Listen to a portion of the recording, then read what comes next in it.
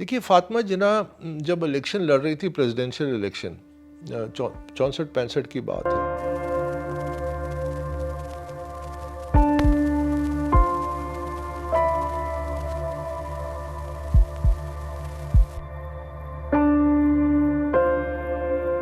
آپ لوگوں کو سب کو معلوم ہے کہ یہ الیکشنز ہو رہے ہیں اور کس نظریے پہ یہ الیکشنز ہو رہے ہیں. عوام نے تو اپنا خیالات دے چکے ہیں.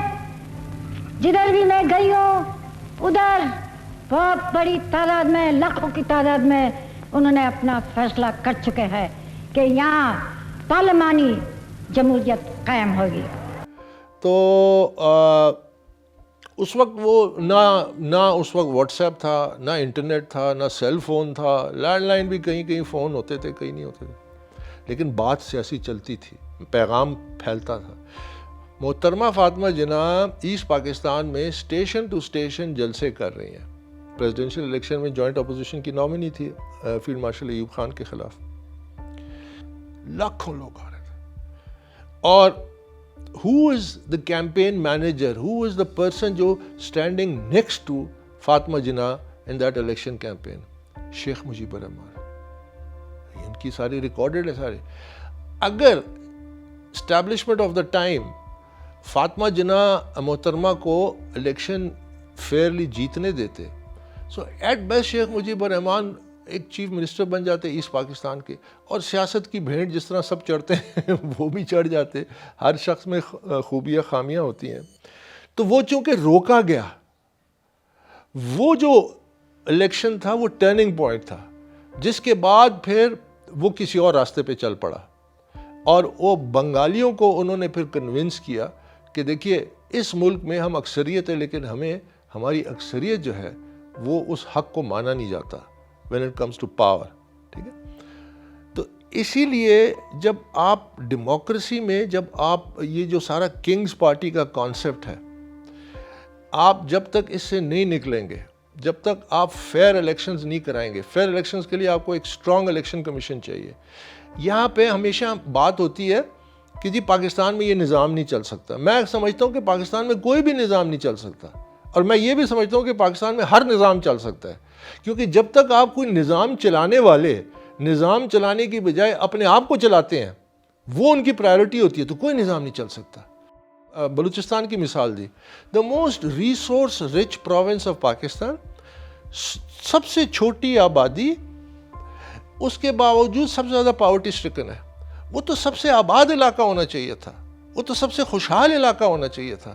تو یہاں پہ ہے نا اسٹرکچرل ایشوز، یہاں پہ پرابلمز ہیں ہماری پالیٹکس میں، جس کی وجہ سے پھر ہم لوگ اب دیکھیے، اب یہ اس وقت جو ہمارے حالات ہیں، ہمارا کون سا لیڈر ہے جو کہتا ہے کہ صحت نہیں ہونی چاہیے، لوگوں کی صحت کی سہولیات ہونی چاہیے، تعلیم ہونی چاہیے، غربت. ہر کوئی ایسے لگتا ہے جو جہادی ہے. ہر کوئی لگتا ہے کہ ان تمام سوشل ایشوز پہ سب سے پہلے وہ ہے.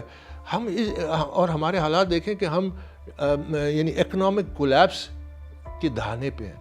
ہمارے جو ہم ڈیفالٹ کرنے کے قریب ہیں. ہم ایسے حالات ہیں جہاں پہ سول اسٹرائک، جو مہنگائی اس وقت ہو رہی ہے، کبھی آپ سوچ سکتے تھے کہ اس حد تک مہنگائی جائے گی؟ یہ کس کا نتیجہ ہے؟ مس مینجمنٹ کا نتیجہ ہے. ہمارے پولیٹیکل سسٹم اور جو دوسرا سسٹم ہے، دیکھیے یہ اب پورا کا پورا سارے مل گئے ہیں. سارا سسٹم جو ہے نا یہ کنٹرولڈ ہے، مینیپولیٹڈ ہے. پیچھے جائیں پی ٹی آئی کے حوالے سے، تو ایک تو وہ ریفرینڈم کا مائل سٹون تھا، پھر اس کے بعد ہمارا اکتوبر کا الیکشن آ گیا. میں نے عمران کو یہ کہا تھا، مجھے ابھی تک یاد ہے، میں نے کہا Imran now we are in political no man's land. آپ نے نہ اپوزیشن کی سیاست کی اور اسٹیبلشمنٹ سے جوڑے رکھا اپنے آپ کو، اور پھر عین مومنٹ پہ الیکشن سے پہلے آپ نے ان سے بھی معاملات توڑ دیے، کیونکہ ان کے وہ توقعات پہ پورے نہیں اترے کہ prime ministership was not on offer. تو میں نے کہا ہم تو بالکل ہی سیاسی یتیم ہو گئے.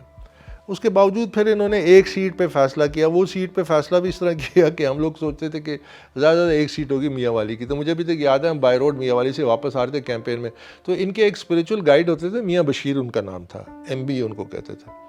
تو یہ میرے سامنے ان کو فون کر کے کہتے ہیں کہ اکبر یہ کہہ رہا ہے کہ ابھی تو ہمارا کوئی الیکشن میں چانس نہیں ہے، ہم الیکشن لڑیں نہ لڑیں کیا کریں. تو اس نے کہا کہ عمران ابھی آپ نے فیصلہ کر ہی لیا، زیادہ ایک سیٹ آئے گی تو اللہ توکل کر کے آپ اسی سیٹ پر لڑیں. تو کہتا ہے یہ دیکھو میاں بشیر بھی یہ کہہ رہا ہے, تو اب میں الیکشن لڑوں گا ایک سیٹ پہ. تو وہ ایک سیٹ ملی. لیکن وہ بات جو تھی نا, اس کے بعد پھر ایک سی میٹنگ ہوئی لاہور میں 2002 الیکشن کے بعد. تو اس میں میں نے بہت سخت کرٹیسائز کیا. بائی دا وے, یہ جو میں عمران کو جتنا کرٹیسائز کرتا ہوں, یہ 10% بھی نہیں ہے جتنا میں عمران کو سامنے بیٹھ کے کرتا تھا. For the good of the party, for the good of کہ ہم نے اپنا کعبہ قبلہ رکھنا ہے. مجھے بڑے لوگوں نے آ کے کہا کہ آپ تھوڑا سا یہ مطلب ہاتھ ہلکا رکھا کریں. تو میں نے کہا میرا اسے کیا لینا دینا, میں تو اس لیے کہ میں سمجھتا ہوں کہ جب یہ راستے سے ہٹتا ہے, میرے 10 سال جب 2002 میں جب الیکشن ہو گئے, تو پھر میں وہ سی کے اجلاس میں نے بہت تلخ باتیں کی, بہت تلخ. میں نے کہا Imran, you live in a make believe world.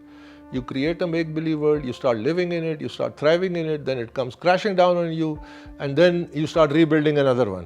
میں نے کہا this is not on in politics, یہ نہیں ہو سکتا. So I had given up on it. تو پھر یہ انہوں نے مجھے بلایا اسلام آباد میں کچھ ہفتوں بعد. So he took me, probably the only time, he took me to dinner ادھر قابلی ریسٹورینٹ میں.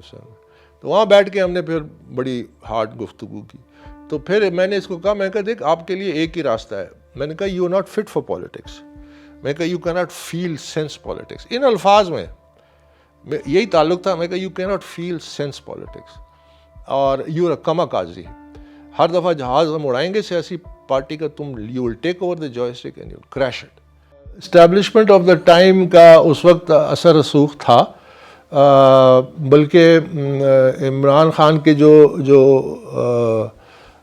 فرسٹ کزن ہے, جو پی ٹی آئی کے فاؤنڈنگ پریزیڈنٹ پنجاب تھے, سعید اللہ خان نیازی, جو اب ہمارے ساتھ ہیں اور اس جد و جہد جو ہم کر رہے ہیں اس میں ہمارے ساتھ ہیں.